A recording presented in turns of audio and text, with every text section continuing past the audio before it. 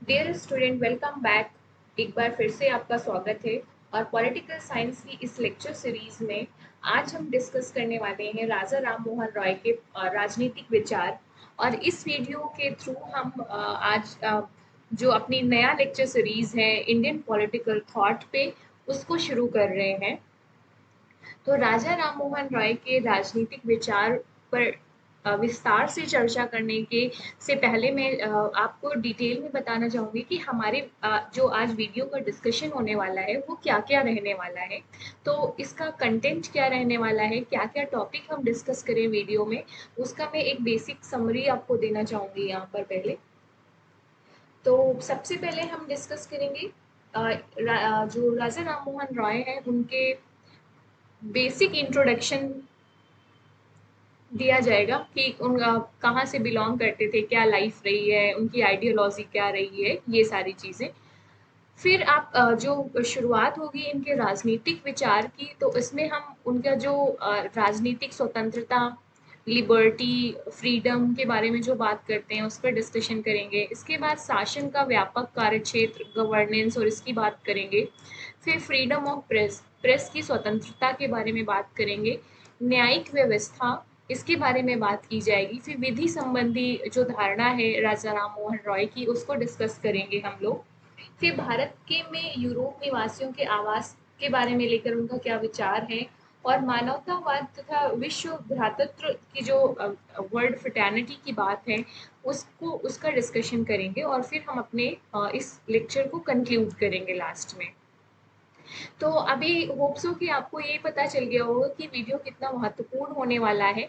सो तो राजा राम मोहन राय के राजनीतिक विचार को कॉम्प्रिहेंसिव मैनर में समझने के लिए, पूरी तरीके से समझने के लिए पूरे वीडियो को ज़रूर देखना और लास्ट तक बने रहना, जिससे कि एक हॉलिस्टिक अंडरस्टैंडिंग आए आपको राजा राम मोहन रॉय के विचारों के बारे में।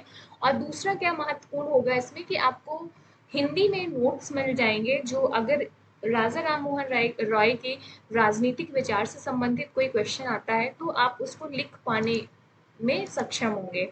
तो कुछ क्वेश्चन देख लो आप जो महत्वपूर्ण हैं हमारे एग्जाम पॉइंट ऑफ व्यू से, कि क्या पूछा जा सकता है इस टॉपिक से क्वेश्चंस, और पहले क्या पूछे गए हैं। तो वो आप देख सकते हैं कि जिससे कि आप अगर इस टॉपिक का प्रैक्टिस करो अपने अपने एग्जाम के लिए, सेमेस्टर्स एग्जाम के लिए, तो आपको आसानी रहेगी। आपको पता होना चाहिए कि किस तरीके के क्वेश्चन पूछे जाते हैं टॉपिक से। तो डिस्कशन को शुरू करते हैं हम अपने, कि राजा राम मोहन रॉय के राजनीतिक विचार क्या हैं। मैं इनके बहुत ज़्यादा डिटेल में नहीं जाऊंगी। जो हम हिस्ट्री में पढ़ते हैं कि इनके सोशियो रिलीजियस रिफॉर्म क्या रहे हैं, बहुत ज़्यादा डिटेल में नहीं जाऊंगी। बस एक बेसिक ओवरव्यू दिया जाएगा आपको, क्योंकि हमें हमारा मेन फोकस है राजा राम मोहन रॉय के जो पॉलिटिकल आइडियाज़ हैं, राजनीतिक विचार हैं, उनको समझना। बाकी उनके सोशियो रिलीजियस रिफॉर्म्स क्या रहे हैं, एजुकेशनल रिफॉर्म्स क्या रहे हैं, ये सारी बेसिक चीज़ें आपको ऑलरेडी पता होना चाहिए या आपने हिस्ट्री में पढ़ा होगा, तो मैं उस पर डिटेल पे नहीं जाऊंगी। तो राजा राम मोहन रॉय के राजनीतिक विचार में आप जब इंट्रोडक्शन देंगे तो उसमें कुछ बेसिक चीजें दे सकते हैं, कि जैसे राजा राम मोहन रॉय ना समाज सुधारक ही नहीं थे बल्कि वो एक राजनीतिक विचारक भी थे। और उनके कुछ राजनीतिक विचारों का उल्लेख हम इस तरीके से कर सकते हैं जो आगे वीडियो में आपको देखने को मिलेगा। राजा राम मोहन राय को आधुनिक भारत का के पुनर्जागरण का पिता भी कहते हैं, या उन्हें एक अथक समाज सुधारक भी कहते हैं। इस तरीके से आप देखेंगे कि जो अपने उदार सुधारवादी के जो अप्रोच था इनका, उससे एक आधुनिकरण के युग का उद्घाटन करते हैं भारत में। तो इनकी कुछ आइडियोलॉजी देखते हैं, इनकी विचारधारा क्या थी, जिससे कि जो पॉलिटिकल आइडियाज हैं उसको समझने में आसानी रहे। आप बेहतर तरीके से समझ पाएंगे राजा राम मोहन रॉय के पॉलिटिकल आइडियाज के बारे में। तो इनकी आइडियोलॉजी क्या थी, मतलब ये किस तरीके से सोचते थे, इनकी सोच कैसी थी, ये देखना है हमें। तो राजा राम मोहन रॉय बेसिकली पश्चिमी आधुनिक विचारों से बहुत ज़्यादा प्रभावित थे। आपने ये आपको ये पता होगा कि जो राजा राम मोहन रॉय थे वो पश्चिमी जो आधुनिक विचार थे उनका सबसे ज़्यादा इन्फ्लुएंस पड़ा था राजा राम मोहन रॉय के विचारों को शेप करने में। और वो बुद्धिवाद, मतलब रेशनलिज्म, और आधुनिक वैज्ञानिक दृष्टिकोण पर पर बल देते थे। मतलब रेशनलिज्म और जो साइंटिफिक टेम्परामेंट था, साइंटिफिक आउटलुक था, उसको वो बहुत ज़्यादा बल देते थे कि ये बहुत ज़्यादा महत्वपूर्ण है। इसके बाद से जो राजा राम मोहन राय की तात्कालिक समस्या थी वो उस समय, तो वो धार्मिक और सामाजिक पतन जिस तरीके से हो रहा था भारतीय समाज का, इंडियन सोसाइटी का, उसको लेकर वो काफ़ी चिंतित थे। और इस यहीं से उनकी शुरुआत होती है कि वो अपने जो आइडियाज़ हैं देते हैं, चाहे वो पॉलिटिकल आइडियाज़ हों या रिलीजियस या सोशल रिफॉर्म्स जो उन्होंने स्टार्ट किए थे। इसी समस्या को ध्यान में रखते हुए वो इसे अपने ये सारे एक्टिविटीज़ करते हैं कि जो भारतीय समाज में धार्मिक और सामाजिक पतन हो रहा था, उनको लगा कि इस समस्या का हमें निदान करना आवश्यक है। और इसके लिए ही उन्होंने बहुत सारे प्रयास किए थे, जैसे कि सती प्रथा का उन्मूलन करना, साथ ही साथ जो चाइल्ड मैरिजेस थी उसको उसके अगेंस्ट में कदम उठाना, विडो रीमैरिज के लिए कार्य करना। तो आप देखेंगे कि हम ये कैसे कैसे अपने धार्मिक, सामाजिक और राजनीतिक सुधार करते हैं। दूसरा है कि राजा राम मोहन रॉय का मानना था कि जो धार्मिक रूढ़िवादिता है, जो रिलीजियस ऑर्थोडॉक्स था, ये सबसे ज्यादा सामाजिक जीवन को क्षति पहुंचा रहा है। जो रिलीजन था एंड सोशल इश्यूज थे वो आपस में इंटरकनेक्टेड होते हैं। आपको पता है कि जो धर्म है उसका बहुत ज़्यादा सामाजिक जीवन में प्रभाव पड़ता है। और राजा राममोहन रॉय ने यही चीज़ ऑब्जर्व करी कि जो धार्मिक रूढ़िवादिता है, चाहे चाहे वो सोशल प्रैक्टिसेस, चाहे रिलीजियस प्रैक्टिसेस हों, सेक्रीफाइसेस हों, ये डिफरेंट काइंड के जो रिचुअल्स थे, वो सामाजिक जीवन को बहुत ज़्यादा क्षति पहुंचा रहे थे। कि ऐसी जैसे कुछ विश्वास होना, अंधविश्वास होना, जैसे कि औरतों का जो वुमेन है उनको एजुकेशन नहीं देना चाहिए, पर्दा प्रथा हो गया, सती प्रथा, इससे क्या है सामाजिक जीवन को ही तो क्षति पहुंच रही थी। तो सबसे ज्यादा ये हमारे जो सामाजिक जीवन है उसको सबसे ज़्यादा नुकसान पहुंचा रहे थे। तो राजा राम मोहन रॉय को ये था कि हमें अगर समाज की स्थिति में सुधार करने के बजाय लोगों को परेशान करती हैं ये चीज़ें, तो सबसे ज़्यादा ज़रूरी है कि हमें सबसे पहले हम रिलीजियस रूढ़िवादिता, जो धार्मिक रूढ़िवादिता थी, उसको त्यागें, जिससे कि सामाजिक जीवन को और बेहतर किया जा सके। तो राजा राम मोहन रॉय ने क्या निष्कर्ष निकाला कि धार्मिक सुधार, सामाजिक सुधार और राजनीतिक आधुनिकीकरण दोनों है। अगर आप धार्मिक सुधार कर लेते हो तो ये एक तरीके का सामाजिक सुधार भी होगा और राजनीतिक आधुनिकीकरण भी होगा। तो आप देखेंगे कि जो रिलीजियस फैक्टर्स थे उस पर उस सबसे बड़ा कल्प्रिट या सबसे बड़े जिम्मेदार अगर वो मानते थे किसी चीज को, जो भारतीय समाज का जो डिजेनरेशन हो रहा था, पतन हो रहा था, उसके लिए सबसे ज्यादा मानते थे तो वो धार्मिक कारणों को ही मानते थे। राजा राममोहन राय का मतलब कहना ये था कि अगर आपने अपने पाप किए हैं तो उसको आडंबर और या अनुष्ठानों के माध्यम से शुद्धि नहीं किया जाए। इसके लिए क्या करना चाहिए, अपना आत्म शुद्धि करना चाहिए, सेल्फ प्यूरिफिकेशन करना चाहिए, सेल्फ रियलाइजेशन करना चाहिए, पाश्चाताप करना चाहिए, ये माध्यम अपनाने चाहिए, ना कि जो धार्मिक आडंबर हैं, अनुष्ठानों हैं, इनके माध्यम से करना चाहिए। ये इनके अपने विचार थे। और इन्हीं सब विचारों को लेकर ही आप इन्हें जो आधुनिक भारत के पुनर्जागरण का पिता भी बोला जाता है। जो राजा राममोहन रॉय हैं, इन्होंने सामाजिक समानता में विश्वास प्रकट किया, जाति व्यवस्था के प्रबल विरोधी थे ये। और राजा राममोहन रॉय ना एकेश्वरवाद को सबसे ज्यादा मतलब की धारणा को सबसे ज्यादा फोकस किया था इन्होंने। और उन्होंने मतलब इसका सपोर्ट लेते हैं कि वेदांता का भी मूल संदेश यही है कि एकेश्वरवाद, एक ईश्वर, ठीक है। और आगे चलकर आप देखेंगे कि राजा राम मोहन रॉय महिलाओं की अशिक्षा या बाल विवाह या सती प्रथा जैसी जो अमानवीय रूप जो प्रेजेंट थे समाज में, कहते थे कि जब तक इन चीजों से मुक्ति नहीं मिलेगी तब तक हम हिंदू समाज की प्रगति नहीं कर सकते। तो कुल मिलाकर राजा राम मोहन रॉय का ये कहना था कि अगर हिंदू समाज में आपको प्रगति करनी है तो महिलाओं को शिक्षित बनाना होगा, बाल विवाह जैसी सामाजिक कुप्रथा को रोकना होगा, सती प्रथा का उन्मूलन करना होगा, या इस तरीके की और भी जो सामाजिक बुराइयां प्रेजेंट थी उस टाइम पे भारतीय समाज में, हमें इनका उन्मूलन करना होगा। तभी आप हिंदू समाज की प्रगति कर सकते हैं। इन सामाजिक बुराइयों को हटाए बिना हम हिंदू समाज की प्रगति नहीं कर सकते हैं, ये राजा राम मोहन रॉय का मानना था। और अपनी इसी विचारधारा, अपनी इन्हीं विचारों के लिए जो हमने स्लाइड में पढ़ा है, उसको लेकर ही राजा राम मोहन रॉय को एक बहुत बड़ा समाज सुधारक माना जाता है, आधुनिकरण के युग का उद्घाटक माना जाता है, या आधुनिक भारत के पुनर्जागरण का पिता माना जाता है। उनकी इसी विचारधारा ने उनको ये सारे जो टाइटल मिलते हैं वो देने में हेल्प की थी। तो ये तो हो गया एक बेसिक इंट्रोडक्शन जो हम राजा राम मोहन रॉय के बारे में दे सकते हैं। और उनकी इस आइडियोलॉजी या विचारधारा के माध्यम से आपको ये भी पता चला होगा कि राजा राम मोहन रॉय की जो सोच और समझ थी वो कैसी थी। जब आप देख रहे हैं कि आप उनकी जो विचारधारा है वो इतनी वैज्ञानिक दृष्टिकोण से प्रभावित है, साथ ही साथ इतनी लिबरल है, तब आप देखेंगे इतनी आधुनिक सोच है, तो आप देखेंगे कि इसका प्रभाव उनके इसका प्रभाव राजनीतिक विचारों में भी पड़ेगा। तो राजनीतिक विचार में हम पहला पढ़ेंगे राजा राम मोहन रॉय का, उनका जो राजनीतिक स्वतंत्रता, जो पॉलिटिकल लिबर्टी है या फ्रीडम को लेकर था, उनका क्या मानना था राजा राम मोहन रॉय का। तो व्यक्ति की स्वतंत्रता का प्रबल समर्थन कौन करता है, आप देखेंगे जॉन लॉक। सो जॉन लॉक को क्या कंसीडर किया जाता है, फादर ऑफ लिबरलिज्म। अगर आपने पॉलिटिकल साइंस में वेस्टर्न थॉट पढ़े हैं, वेस्टर्न पॉलिटिकल थॉट, और उसमें से सोशल कॉन्ट्रैक्ट थ्योरी में जब आपने जॉन लॉक को पढ़ा होगा, तो आपने ये लाइन जरूर पढ़ी होगी बुक में कि John Locke is considered as a father of liberalism. तो फादर ऑफ जो लिबरलिज्म है किसको कहते हैं, जॉन लॉक को।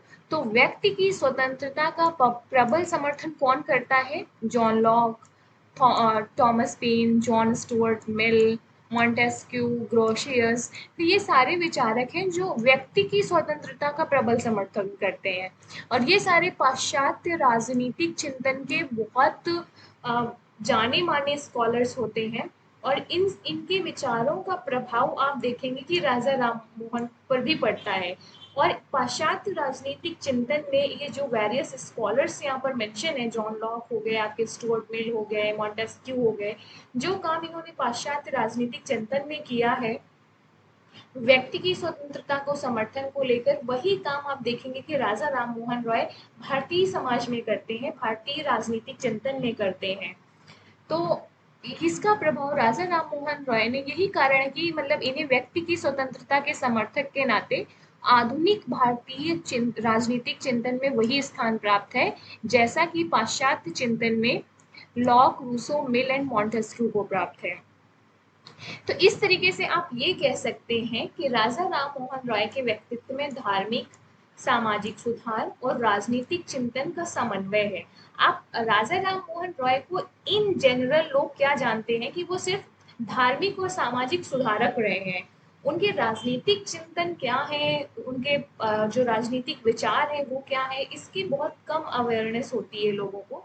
But being a political science student we are blessed कि हमें इनके राजनीतिक चिंतन को पढ़ने का मौका मिलता है गाइस। तो अच्छा चीज़ है कि हम इनके राजनीतिक विचारों को भी यहाँ पढ़ रहे हैं और इनके धार्मिक और सामाजिक सुधार तो पढ़ ही रहे हैं। तो इस तरीके की बातें जो हमने यहाँ पे विचारधारा में पढ़ा, इस तरीके की बातें आप देखेंगे कि जो आपके राजा राम मोहन रॉय हैं, ये 200 साल पहले कर रहे थे। 18th सेंचुरी, 19th सेंचुरी में इन्होंने बहुत ज़्यादा काम किया इस चीज़ को लेकर।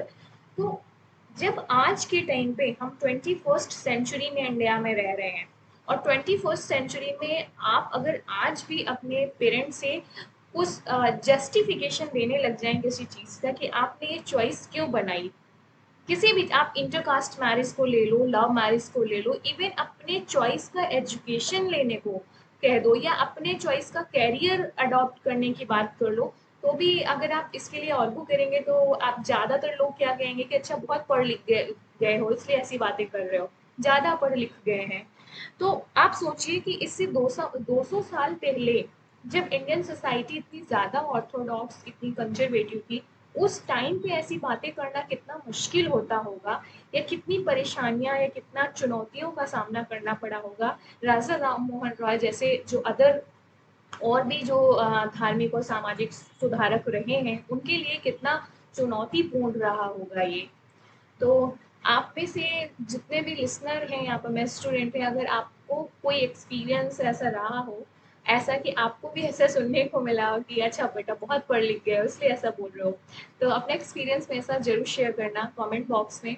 और दूसरे तरीके से भी आप पहुँच सकते हैं, मुझे कांटेक्ट कर सकते हैं, ईमेल मुझे कर सकते हो, आप इंस्टाग्राम में मैसेज कर सकते हो, ताकि मुझे आपके एक्सपीरियंस जानने को मौका मिले कि आपके साथ ऐसा कब हुआ। और ये तब हो रहा है जब हम 21st सेंचुरी में रह रहे हैं। तो वापस आते हैं अपने सीरीज में, अपने लेक्चर में, कि हाँ जो राजनीतिक स्वतंत्रता को लेकर हमने ये देख लिया कि जो पाश्चात्य राजनीतिक चिंतन है, जहाँ पर जॉन लॉक और आपके John Stuart Mill, Montesquieu, Rousseau, इनको जो जगह प्राप्त है वही जगह राजा राम मोहन रॉय को भारतीय राजनीतिक चिंतन में प्राप्त है, आधुनिक भारतीय राजनीतिक चिंतन में। क्योंकि व्यक्ति की स्वतंत्रता के प्रबल समर्थक रहे हैं राजा राम मोहन रॉय भी। और इस तरीके से आप देखेंगे कि अधिकारों और स्वतंत्रता की जो व्यक्तिवादी धारणा के समर्थक होते हुए भी राजा राममोहन रॉय, जो एक बेसिक डिफरेंस आता है कि जो पाश्चात्य राजनीतिक चिंतन में जो व्यक्ति की स्वतंत्रता है, जो लिबरलिज्म है, आप देखेंगे कि वहां पर क्या है, व्यक्तिवादी धारणा है स्वतंत्रता की। लिबर्टी की क्या है, जो स्वतंत्रता है इसकी व्यक्तिवादी धारणा है। व्यक्तिवादी धारणा का मतलब ये होता है कि वहां पर जो वेस्टर्न पॉलिटिकल थॉट है, आप देखेंगे कि वहां पे non interference of the state, मतलब राज्य का हस्तक्षेप नहीं होना चाहिए व्यक्ति की स्वतंत्रता के मामले में, ये धारणा कंसीडर की जाती है। इससे अलग हटकर राजा राममोहन रॉय क्या कहते हैं कि समाज सुधार और शैक्षिक पुनर्निर्माण के लिए राज्य का हस्तक्षेप जरूरी है, क्योंकि राज्य ही तो कानून बनाएगा, तभी तो सामाजिक सुधार होंगे, तभी तो धार्मिक सुधार होंगे, तभी तो आपके शैक्षणिक सुधार होंगे, पुनर्निर्माण होगा। तो राज्य को एक एक्टिव रोल निभाना चाहिए, आगे बढ़कर ये सारी बुराइयों को दूर करना चाहिए। तो ये एक थोड़ा सा अलग हो जाता है यहाँ पर राजा राममोहन रॉय के बारे में। और ये इसे हम अलग भी नहीं कहेंगे कि क्योंकि ये नीड थी हमारे भारतीय समाज की। भारतीय समाज में ऐसी स्थितियां थी, आप कंपेयर नहीं कर सकते हो उस टाइम जो पाश्चात्य समाज था और भारतीय समाज था, दोनों की परिस्थितियां अलग थी। तो भारतीय समाज की परिस्थितियों को ध्यान में रखते हुए ही राजा राममोहन रॉय ये चाहते थे कि राज्य को आगे बढ़कर आना चाहिए, राज्य को इस चीज में जो ये पुनर्निर्माण और समाज और आपका धार्मिक सुधार की प्रक्रिया है, इसमें राज्य को बढ़ चढ़ कर भाग लेना चाहिए। और एक तरीके से वेलफेयर स्टेट आप इसे कह सकते हैं, जिससे कि राज्य इन इनसे मामलों में कानून बनाए और हम इन सामाजिक धार्मिक बुराइयों को दूर कर सकें। तो राजा राम मोहन रॉय भी आप देखेंगे कि स्वतंत्रता की हिमायती है और सबसे बड़े प्रबल समर्थक भी है भारतीय समाज में, इस पर ये विश्वास भी रखते हैं। तो दूसरा है, इसको ध्यान में रखते हुए आप कह सकते हैं कि जो राजा राम मोहन रॉय के लिए आदर्श वाक्य था वो ये था कि स्वतंत्रता मानव मात्र के लिए एक बहुमूल्य वस्तु है, परंतु राष्ट्र के लिए भी आवश्यक है। तो ये स्वतंत्रता की बात इंडिविजुअल लेवल पे भी करते हैं और नेशनल लेवल पे भी करते हैं, नेशन की स्वतंत्रता का भी समर्थन करते हैं। इन्हीं चीजों को या राजा राम मोहन रॉय के इन विचारों को देखकर ही जो विपिन चंद्र पाल है उन्होंने लिखा है कि राजा राम मोहन रॉय ही वह प्रथम व्यक्ति थे जिन्होंने भारत को स्वतंत्रता का संदेश प्रसारित किया। व्यक्ति की स्वतंत्रता के सिद्धांत में राजा राम मोहन रॉय जी की अटूट श्रद्धा थी। तो आप देखिए, ये कमेंट भी आप डाल सकते हैं, इस तरीके की चीजें भी आप अपने आंसर में करिएगा जिससे कि आपका आंसर अच्छा बनेगा। तो यहाँ से हमें ये तो पता चल गया होगा कि किस तरीके से राजा राम मोहन रॉय ने जो व्यक्ति की स्वतंत्रता है उसके लिए उस पर फोकस करते हैं, उसके प्रबल समर्थक बनते हैं। साथ ही आप देखेंगे कि व्यक्ति की स्वतंत्रता का जो प्रतिपादन है, राजा राम मोहन रॉय एक तरफ तो व्यक्ति की स्वतंत्रता का भी प्रतिपादन करते हैं, दूसरी तरफ राष्ट्रीय स्वतंत्रता का पोषण भी उन्होंने समर्थन किया। ऐसा नहीं कि सिर्फ व्यक्ति की स्वतंत्रता की भी बात करते हैं। तो इसी तरह व्यक्ति के अधिकारों का भी समर्थन राजा राम मोहन रॉय के चिंतन में आपको मिलता है, और उनकी जो प्राकृतिक अधिकारों, जो नेचुरल राइट्स के सिद्धांत हैं, उस पर भी उनकी गहरी आस्था देखने को मिलेगी आपको। तो व्यक्ति की जीवन एवं स्वतंत्रता के अधिकार, संपत्ति का अधिकार, शिक्षा एवं धार्मिक अधिकार, इन सबको ये समर्थन देते हैं। कहते हैं ये तो सब प्राकृतिक अधिकार के अंदर ही आते हैं, चाहे वो जीवन एवं स्वतंत्रता का अधिकार हो, या संपत्ति का अधिकार हो, या आप शिक्षा और धार्मिक अधिकार की बात कर लें, ये सब बहुत सामान्य सी चीजें हैं और ये बहुत ही प्राकृतिक है, ये लोगों को मिलना ही चाहिए। तो सामान्यतः आप ये कह सकते हैं कि राजा राम मोहन राय कहते हैं कि जो ये अधिकार हैं, ये मनुष्य को मतलब मनुष्य का जीवन जब शुरू होता है, ये नैसर्गिक तरीके से या प्राकृतिक तरीके से मिले हुए हैं। ये राज्य नहीं देता ये सारे अधिकार, ये तो हमें नेचुरल तरीके से, प्राकृतिक तरीके से मिले हुए हैं इंसान को। और राज्य का कर्तव्य क्या है? इन अधिकारों की रक्षा करना। तो ये था अ, राजा राम मोहन रॉय के राजनीतिक स्वतंत्रता को लेकर विचार। और मुझे नहीं लगता कि इसमें आपको कोई डाउट होना चाहिए, और अगर आपको डाउट है तो एक बार इसे अच्छे से रीड आउट कर ले, आपको क्लैरिटी आ जाएगी कि क्या कहना चाहते हैं राजा राम मोहन रॉय यहाँ पर। दूसरा है इनका कि ये प्रेस की स्वतंत्रता की बात करते हैं, फ्रीडम ऑफ प्रेस। आप देखेंगे कि राजा राम मोहन राय जो प्रेस की स्वतंत्रता के एक प्रबल समर्थक हैं, और उनके कई सारी मैगजीन्स थे, कई सारे पत्र थे, जैसे संवाद कौमुदी हो गया आपका, मिरात उल अखबार हो गया, कुछ पॉपुलर हैं जो जो ये इन्होंने निकाले थे। इसके साथ आप देखेंगे कि प्रेस की स्वतंत्रता के समर्थन में ही उन्होंने 1823 में 1823 में हाई कोर्ट के समक्ष एक याचिका भी प्रस्तुत की थी, और लिखित में कहा था कि अभिव्यक्ति की स्वतंत्रता प्रदान की जानी चाहिए लोगों को, ये बहुत ही बेसिक सा राइट है, और अभिव्यक्ति की स्वतंत्रता की इन्होंने मांग रखी थी।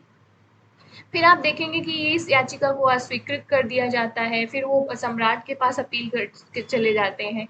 तो कुल मिलाकर आप देखेंगे कि वो प्रेस की स्वतंत्रता के प्रति उनकी गहन निष्ठा रहती है, और इस प्रेस की स्वतंत्रता को वो सुरक्षित कर पाए, इसकी रक्षा कर पाए, इसके लिए वो बहुत सारे प्रयास भी करते हैं। और इसके लिए उनके द्वारा जो कदम उठाए गए, ये दिखाता है कि वो जो प्रेस की स्वतंत्रता के कितने बड़े, कितने प्रबल समर्थक रहे हैं राजा राम मोहन रॉय। दूसरी ओर चलते हैं इनकी न्यायिक व्यवस्था से जो संबंधित इनके विचार हैं राजा राम मोहन रॉय के, उसको देखते हैं। सो राजा राम मोहन रॉय मानते हैं कि न्याय की उपलब्धि में ही न्याय का औचित्य है। इसका मतलब ये है कि राजा राम मोहन रॉय के अकॉर्डिंग ये है कि अगर न्याय उपलब्ध ही नहीं है तो फिर न्याय का औचित्य क्या है? कोई औचित्य नहीं है कि नहीं नहीं, न्याय तो प्रेजेंट, न्याय हमारे लिए एक्सेसिबल होना चाहिए, हमें हमारे लिए अवेलेबल होना चाहिए, उपलब्ध होना चाहिए, तभी तो न्याय का कोई मतलब है। फॉर एग्जाम्पल कहेंगे कि नहीं नहीं, जो कम्युनिटी है वो बहुत ही न्यायपूर्ण है, जस्टिस है वहाँ पर, लेकिन लोगों को न्याय तो उपलब्ध ही नहीं है, हर तरफ इनजस्टिस हो रहा है, अन्याय हो रहा है, तो क्या इस न्याय का कोई औचित्य ही नहीं है ऐसे में। तो राजा राम मोहन रॉय मानते हैं कि न्याय की उपलब्धि के लिए न्यायिक संस्थाओं या न्यायिक संगठन या न्यायिक प्रक्रिया का जन कल्याणकारी होना आवश्यक है। न्याय की उपलब्धि में ही न्याय का औचित्य है। और न्याय को उपलब्ध कैसे कराया जा सकता है? तो राजा राम मोहन रॉय कहते हैं कि न्याय को उपलब्ध कराने के लिए जो न्यायिक संस्थाएं हैं, न्यायिक संगठन है, या जो न्यायिक प्रक्रिया है, ये जन कल्याणकारी होना चाहिए। और इसका जन कल्याणकारी होना आवश्यक इसीलिए है ताकि इसे सबके लिए समान रूप से उपलब्ध कराया जा सके। राजा राम मोहन रॉय प्रथम भारतीय थे जिन्होंने शासन और न्याय विभागों को पृथक करने की आवाज उठाई। वो सेपरेशन ऑफ पावर की अवधारणा भारतीय समाज में आप देखेंगे कि राजा राम मोहन रॉय ने बहुत ही प्रबल तरीके से उठाया था। आप मुझे कमेंट में बताइए कि जो ये शासन और न्याय विभागों का पृथककरण की जो का सिद्धांत है वो किसने दिया था? बेसिकली सेपरेशन ऑफ पावर का सिद्धांत किसने दिया था? मुझे कमेंट करके जरूर बताना, जिससे राजा राम मोहन रॉय पर इतना प्रभाव पड़ा। राजा राम मोहन रॉय ने जो न्यायिक व्यवस्था थी भारत की, उसमें सुधार की आवश्यकता पर बल दिया। 1827 में जो ज्यूरी एक्ट आया, इसका भी विरोध किया था राजा राम मोहन रॉय ने। ज्यूरी एक्ट का आधार ये था कि जो ईसाई अफसर हैं वो हिंदू और मुसलमानों के मुकदमे की सुनवाई करने का अधिकार तो था उन्हें, परंतु जो ईसाइयों के मुकदमे थे उनका सुनने का अधिकार हिंदू और मुसलमान को नहीं था। मतलब ईसाइयों के मुकदमे सिर्फ ईसाई जज ही सुनेगा, हिंदू और मुसलमान जज नहीं सुनेगा, ये ज्यूरी एक्ट था। तो इसको डिस्क्रिमिनेशन के बेसिस पे राजा राम मोहन रॉय ने इसका विरोध किया और इसके अगेंस्ट में अपने विचार प्रस्तुत किए कि ये बहुत ही ये डिस्क्रिमिनेटिव इन नेचर है, बेसिकली ये भेदभाव वाले से परिपूर्ण है, इसे नहीं हो इस तरीके के नहीं होने चाहिए चीज़ें, इस चीज़ों पर सुधार किया जाना चाहिए। तो इस तरीके से आप देखेंगे कि भारत की जो प्रचलित न्याय व्यवस्था की विवेचना तथा जो प्रशासन को न्यायिक व्यवस्था में पृथक करने की मांग ये लगातार रखते रहे, और भारत में जो न्यायपालिका थी उसके पुनर्गठन पर भी इन्होंने लगातार जोर देते हैं। साथ ही साथ जो विद्वान और निष्पक्ष व्यक्तियों को प्रशासक बनाने का सुझाव भी देते हैं। तो न्यायिक व्यवस्था को कैसे और औचित्यपूर्ण बनाया जाए, कैसे इसे जन कल्याणकारी बनाया जाए और किस तरीके से इसका पुनर्गठन किया जाए, इस पर अपने लगातार इन्होंने विचार दिए हैं, अपने सुझाव भी दिए हैं और इसकी मांग भी उन्होंने लगातार रखी भी है। तो न्यायिक व्यवस्था को लेकर ये इनके कुछ विचार थे राजा राम मोहन रॉय के। आगे चलते हैं प्रशासनिक व्यवस्था के रूप में। तो जो एडमिनिस्ट्रेटिव रिफॉर्म थे, एडमिनिस्ट्रेटिव सिस्टम था, प्रशासनिक व्यवस्था की, उसको लेकर राजा राम मोहन रॉय का क्या विचार था।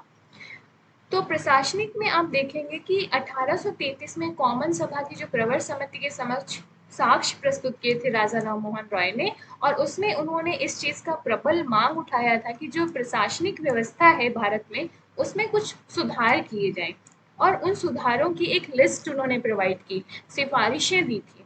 और ये सिफारिशें क्या थी कि देशी लोक सेवा की स्थापना की जाए, देशवासियों को अधिक नौकरियां दी जाएं, उच्च पद पर, वो भी उच्च पदों पर दिया जाए। आप देखेंगे कि उस टाइम पर ज्यादातर जो उच्च पद थे वो यूरोपियंस के लिए, जो ब्रिटिशर्स थे उनके लिए सिर्फ वो आरक्षित होते थे, और जो भारतीय थे, जो देशवासी थे, उनको बहुत ही नीचे तबके की जो पद थे वो दिए जाते थे। तो इस चीज का विरोध भी लगातार राजा राम मोहन रॉय करते रहे हैं। रैयतवाड़ी की दशा में सुधार किया जाए, जो टैक्सेशन था आप देखेंगे उसकी भी ये लोग बात करते हैं। इसकी रक्षा के लिए कानूनों का निर्माण हो, स्थायी भूमि प्रबंधन हो। और आप देखेंगे कि राजा राम मोहन राय की एक और सुझाव रहता था हमेशा कि अपरिपक्व व्यक्तियों की नियुक्ति ना की जाए, इसके खिलाफ रहते थे ये। और साथ ही साथ और सुझाव देते हैं कि जो भारतवासी सरकार के प्रति आस्थावान रहे, ब्रिटिश सरकार चाहे कि वो भारतवासी सरकार के प्रति आस्थावान रहे और भारतीयों की शक्ति और योग्यता के अनुसार उन्हें दायित्वपूर्ण पदों पर नियुक्त करना चाहिए। ज्यादातर देखेंगे कि अगर भारतीय शक्ति और योग्यता में भी ज्यादा है, बट फिर भी उसको जो दायित्वपूर्ण पद थे वो नहीं प्रदान किए जाते थे। इस तरीके के जो पद थे वो हमेशा जो ब्रिटिशर्स थे उनके लिए आरक्षित रहते थे। ये भेदभावपूर्ण की जो नीति थी ये इसके खिलाफ राजा राम मोहन रॉय ने लगातार आवाज उठाई है। अगला है भारत में यूरोपीय लोगों का आवास। 1882 में जो ब्रिटिश कॉमन सभा की प्रवर समिति थी, जिसमें राजा राम मोहन रॉय ने कुछ अपने परामर्श या सलाह प्रस्तुत की थी, तो राजा राम मोहन रॉय का विचार था कि कुछ अगर यूरोपीय स्थायी रूप से भारत में रहकर कृषि कार्य करने लग जाएंगे तो इसका लाभ भारतीयों को होगा। क्यों होगा, क्या लाभ होगा, ये भी जानना जरूरी है। तो राजा राम मोहन रॉय का मानना था कि अगर वो स्थायी रूप से, जो यूरोपीय हैं भारत में अगर स्थायी रूप से रहेंगे और कृषि कार्य करेंगे तो इससे क्या होगा, वो अपनी पूंजी लगाएंगे यहाँ पर, मतलब कैपिटल इन्वेस्टमेंट करेंगे। इससे क्या होगा, वो वैज्ञानिक जो साइंटिफिक तरीके से कृषि कर रहे हैं वहां पर, या जो वैज्ञानिक ढंग है वो सारे यहाँ पर वो लाएंगे। तो आज के टाइम पे हम इसे क्या कहते हैं, टेक्नोलॉजिकल ट्रांसफर कहते हैं, मतलब वैज्ञानिक जो जो बेस्ट प्रैक्टिसेस है उसका एक्सचेंज कहते हैं।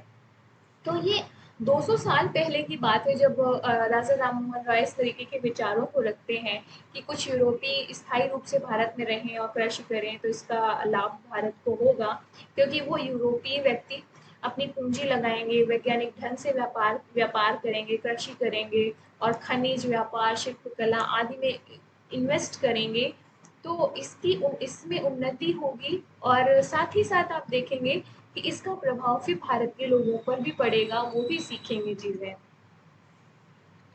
तो ये कुछ है जो भारत में यूरोपीय लोगों के आवास को लेकर जो विचार थे राजा राम मोहन रॉय को, वो हो गए। और एक महत्वपूर्ण डायमेंशन डिस्कस करते हैं, मानवतावाद और विश्वव्यापी धर्म या अंतरराष्ट्रीयवाद को लेकर क्या विचार हैं राजा राम मोहन रॉय के। तो आप देखेंगे कि राजा राम मोहन रॉय सहयोग, सहिष्णुता और भ्रातृत्व की धारणाओं में आस्था रखते थे। मतलब टॉलरेंस हो गया, कोऑपरेशन हो गया, फ्रेटर्निटी की बात करते थे, वो भी ग्लोबल फ्रेटर्निटी की बात करते थे। तो सहयोग, सहिष्णुता और भ्रातृत्व की धारणाओं में सब बहुत इनकी गहरी आस्था थी राजा राम मोहन रॉय की। और इनका ये मानना था कि जो परंपरागत बंधन है या बाधाओं से हमें मुक्त होकर विवेक और सहानुभूति के आधार पर समाज की रचना करनी चाहिए, और ये करना भी ऐसा चाहते थे। वे संपूर्ण मानव जाति को आध्यात्मिकता आध्यात्मिक एकता के आधार पर विश्व धर्म में दीक्षित करना चाहते थे। एक विश्वव्यापी धर्म की बात करते थे कि सभी धर्मों में से जो बेस्ट प्रैक्टिसेस हैं उनको लेकर सिंथेसिस करना चाहिए, और एक विश्व धर्म, एक यूनिवर्सलिज्म लाना चाहिए, एक विश्व धर्म बनाना चाहिए। उनके द्वारा आप देखेंगे कि ऐसे बहुत सारे प्रयास किए गए जो, ताकि जो मतलब विश्व स्तर पर मानव संपर्क को बढ़ाया जाए, उनसे संपर्क बनाने के जो प्रयास है उसको फैलाया जाए, ताकि समस्त मानव क्या है, जाति के पारस्परिक कल्याण और उन्नति में वृद्धि हो सके। तो आपको ये इनके अंतरराष्ट्रीयवाद के विचारों को स्पष्ट करता है कि उनके उनका जो जो ये विचार है उसमें अंतरराष्ट्रीयवाद जो है वो बहुत ऊंचे दर्जे का था। और अंतरराष्ट्रीयवाद का जो झलक है वो इनके इन विचारों से मिलता है कि परमात्मा धर्म को ऐसा बना दे जो मनुष्य और मनुष्य के बीच भेदों और घृणा को नष्ट करने वाला हो, मानव जाति की एकता तथा शांति का प्रेरक हो। इसकी इनके इस विचार से आप इनके अंतरराष्ट्रीयवाद का जो दर्जा है उससे आइडिया लगा सकते हैं कि कितना गहरा था, कितनी ब्रॉड पर्सपेक्टिव इन्होंने रखी थी अंतरराष्ट्रीयवाद की धारणा को। तो इस तरीके से वे महान मानवतावादी और तथा सार्वभौमतावादी और थे। और डेविड ह्यूम की भांति वो सार्वभौमिक सहानुभूति के सिद्धांत को मानते थे। तो ये हो गया इनका अंतरराष्ट्रीयवाद का सिद्धांत या अंतरराष्ट्रीयवाद से संबंधित विचार, जो बहुत ही महत्वपूर्ण है। और 200 साल पहले ऐसे विचार आना और इस तरीके की बात करना, जहाँ पर आप विश्व धर्म की बात कर रहे हैं, मानवतावाद की बात कर रहे हैं, ये अपने आप में बहुत बड़ी चीज़ थी, बहुत ही यूनिक था। दूसरा एस्पेक्ट है राजा राम मोहन रॉय के बारे में, शासन का व्यापक कार्यक्षेत्र। तो राजा राम मोहन राय, जैसे कि हमने ऊपर देखा कि व्यक्तिवाद अथवा राज्य द्वारा कम से कम हस्तक्षेप के अनुगामी नहीं थे। जब हम राजा राम मोहन रॉय के व्यक्तिगत स्वतंत्रता या राजनीतिक स्वतंत्रता की का कॉन्सेप्ट हमने ऊपर जब पढ़ा, तो हमने देखा कि वो कई एस्पेक्ट में तो जेएस मिल हो गए, आपके जॉन लॉक हो गए, मॉन्टेस्क्यू हो गए, इन सब से प्रभावित तो है, रूसो हो गए, बट जो पाश्चात्य सिद्धांतों में लिबर्टी या स्वतंत्रता का जो व्यक्तिवादी सिद्धांत है कि राज्य को व्यक्ति के मामले में हस्तक्षेप नहीं करना चाहिए, उससे थोड़ा सा अलग हटकर है। क्योंकि भारतीय समाज की उस तरीके के जिस तरीके के सामाजिक और धार्मिक बुराइयां उपस्थित थी भारतीय समाज में, उनको दूर करने के लिए एक एक एक्टिव स्टेट की ज़रूरत थी, एक ऐसे राज्य की आवश्यकता थी जो ऐसे लॉ बनाए जो ये सारी कुरीतियाँ और जो बुराइयां थी सामाजिक और धार्मिक, उनको दूर किया जा सके। तो राजा राम मोहन रॉय व्यक्तिवाद और राज्य द्वारा कम से कम हस्तक्षेप के अनुगामी नहीं थे, क्योंकि अगर राज्य कम से कम हस्तक्षेप करेगा तो इस तरीके की धार्मिक और सामाजिक बुराइयां तो समाज में हमेशा उपस्थित रहेंगी। इनको कौन दूर करेगा, इनका उन्मूलन कौन करेगा? तो यह राज्य की जिम्मेदारी है कि इस तरह की सामाजिक और जो धार्मिक बुराइयां हैं उनका उन्मूलन हो। और इसके लिए राज्य को हस्तक्षेप करना पड़ेगा। तो राजा राम मोहन रॉय ने जो शासन के कार्यक्षेत्र को अधिक से अधिक व्यापक बनाने का समर्थन किया और वे कंपनी शासन को भारत की सामाजिक, नैतिक, सांस्कृतिक, राजनीतिक, आर्थिक और शैक्षिक उन्नति के लिए प्रोत्साहित करना चाहते थे। कुल मिलाकर वो कहते थे कि जो कंपनी का शासन है, इसको हस्तक्षेप करना चाहिए भारतीय समाज में जो भी चीज़ें प्रेजेंट है, और जो भारतीय जो समाज की स्थिति है वो बेहतर हो, नैतिक और सांस्कृतिक उन्नति हो, शैक्षिक उन्नति हो, इस सब के लिए कंपनी को प्रयास करना चाहिए। जो कंपनी शासन है, जो ब्रिटिश शासन है, उसको हस्तक्षेप करना चाहिए। उन्होंने शासन द्वारा धर्म सुधार के कार्य करने की भी अनुमति दी थी। मतलब उनका ये परामर्श था कि जो कंपनी का शासन है वो धर्म सुधार का भी कार्य करे, ताकि जो असत्य और अधार्मिक कृत्यों पर शासन अपना नियंत्रण स्थापित कर सके। और उनके अनुसार समाज में प्रचलित अन्यायपूर्ण और सामाजिक व्यवहार को शासन की आज्ञा से ही नियंत्रित या नियमित किया जा सकता है। तो बहुत सारे लोग आप देखेंगे कि इसी इसी पॉइंट को पकड़कर इन्हें क्रिटिसाइज करते हैं और इनकी आलोचना करते हैं, और इन्हें राजा राम मोहन राय को एक एजेंट के रूप में बोला जाता है। कई सारे लोगों ने जब इनका क्रिटिकल इवैल्यूएशन करते हैं तो वो एजेंट ऑफ ब्रिटिश गवर्नमेंट या कंपनी शासन का एजेंट मानते हैं राजा राम मोहन रॉय को।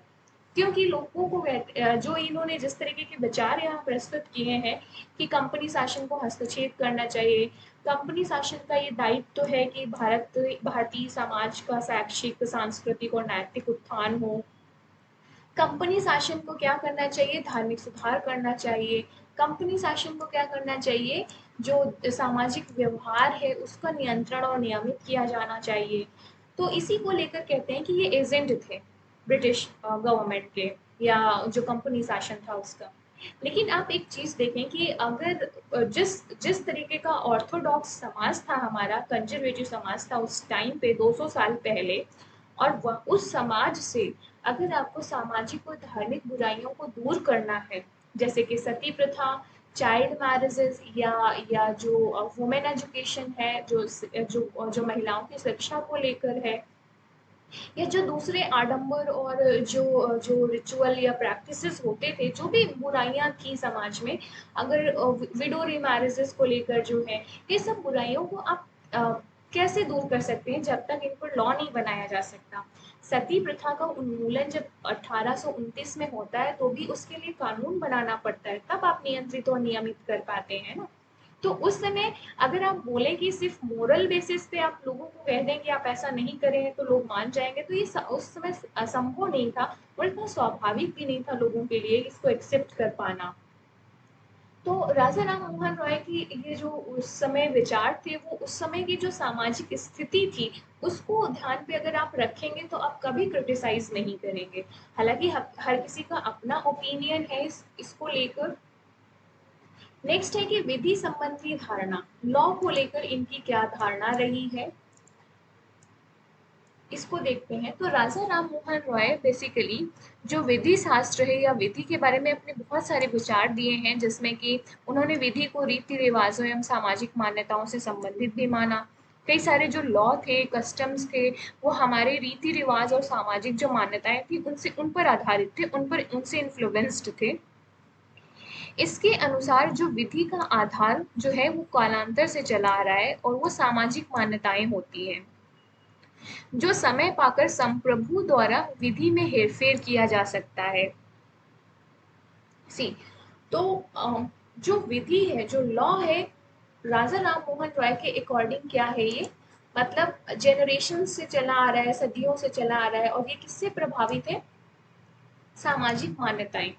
किसी भी समाज में किस तरीके की विधि है, किस तरीके के लॉज हैं, ये आप इसका अंदाजा इस चीज से लगा सकते हैं कि उस समाज में सामाजिक मान्यताएं किस तरीके की हैं, उस समाज में रीति रिवाज किस तरीके के हैं। तो राजा राम मोहन राय कहते हैं कि अगर जो संप्रभु है, जो सवरिन है, वो इस विधि में हेरफेर कर सकता है समय के अनुसार, और वो मतलब ये मान्य भी होगा, किंतु मान्य विधियों से मतलब इस तरीके से परिवर्तन में पक्षपाती नहीं होना चाहिए। जो हेरा फेरी हो इन सामाजिक मान्यताओं में, जो सुधार हो वो पक्षपाती नहीं होने चाहिए, बल्कि तर्क सम्मत होना चाहिए और जन कल्याणकारी होना चाहिए। तो ये जो प्रचलित विधियां हैं वो क्या होना चाहिए, तर्क सम्मत होनी चाहिए और जन कल्याणकारी होनी चाहिए। कोई कारण नहीं है कि उसकी मान्यता शासन द्वारा समाप्त कर दी जाए। और इस तरीके की जो अन्यायपूर्ण विधियां हैं उनको उन पर उन पर बदलाव होना चाहिए राजा राम मोहन रॉय के अकॉर्डिंग। और आप आगे चलकर देखेंगे कि जो राजा राम मोहन रॉय है वो कहते हैं कि कानून जो विधि है चाहे नैतिक हो अथवा ना हो, फिर भी हमें उनका पालन करना चाहिए। और जो राजा राम मोहन रॉय है वो विधि के क्षेत्र में गवर्नर जनरल द्वारा बनाए गए कानूनों को उचित नहीं मानते, क्योंकि राजा राम मोहन रॉय का क्या था, जो जो कानून है वो संप्रभु के द्वारा बनाए जाना चाहिए, जो संप्रभु शक्ति है। तो कानून या विधि बनाने की अंतिम शक्ति किसके पास है, संप्रभु शक्ति के पास है। और संप्रभु वो गवर्नर जनरल को नहीं मानते थे। संप्रभु किसको मानते थे, संसद सम्राट, जो ब्रिटिश पार्लियामेंट थी, जो सम्राट थे वहां के, उसको मानते थे वो संप्रभु शक्ति। तो लॉ क्या है, supreme power of the yes command of the sovereign. ऐसा आपने पढ़ा होगा ना कि लॉ क्या है। तो आप पढ़ते होंगे कि जो संप्रभु होता है उसका उसका जो कमांड होता है या उसके द्वारा जो विधि बनाई जाती है वही वही लॉ है। और राजा राम मोहन रॉय के अकॉर्डिंग संप्रभु की शक्ति किसके पास है, संसद सम्राट के पास है, ना कि गवर्नर जनरल के पास। तो अगर राजा राम मोहन रॉय के अकॉर्डिंग अगर कोई लॉ बनता है भारत के लिए, भारतीयों के लिए कोई लॉ बनाया जाता है, कोई विधि बनाई जाती है, तो वो गवर्नर जनरल बनाता है, तो ये उचित नहीं है, क्योंकि उसको शक्ति ही नहीं प्राप्त है लॉ बनाने की भारतीयों के लिए। तो ये उनका कथन था। इसलिए वो चाहते थे कि संसद सम्राट ही भारत के लिए कानून पारित करे, ना कि गवर्नर जनरल। उनका विचार था कि भारतीय आपराधिक विधि संहिता तैयार की जाए और ऐसे सिद्धांतों पर आधारित हो जो देश की जनता के विभिन्न वर्गों में आमतौर पर प्रचलित हों। तो इस तरीके से उन्होंने कोडिफिकेशन ऑफ लॉ की भी बात करी थी। आप देखेंगे कि एक विधि संहिता तैयार किया जाए ताकि यूनिफॉर्मिटी आए। साथ ही साथ विधि संहिता जटिल नहीं होनी चाहिए, स्पष्ट और सरल होना चाहिए और जन कल्याण की संरक्षिका होनी चाहिए। तो ये विधि से संबंधित इनके लॉ थे। तो राजनीतिक विचार जो राजा राम मोहन रॉय हैं इनके हमने कुछ 8 राजनीतिक विचारों को डिस्कस किया, जैसे कि इनके विधि के संबंधित क्या है, शासन से रिलेटेड, जुडिशरी मतलब न्यायपालिका से संबंधित क्या है, इसके साथ अंतर्राष्ट्रीय बात को लेकर ये क्या बात करते हैं।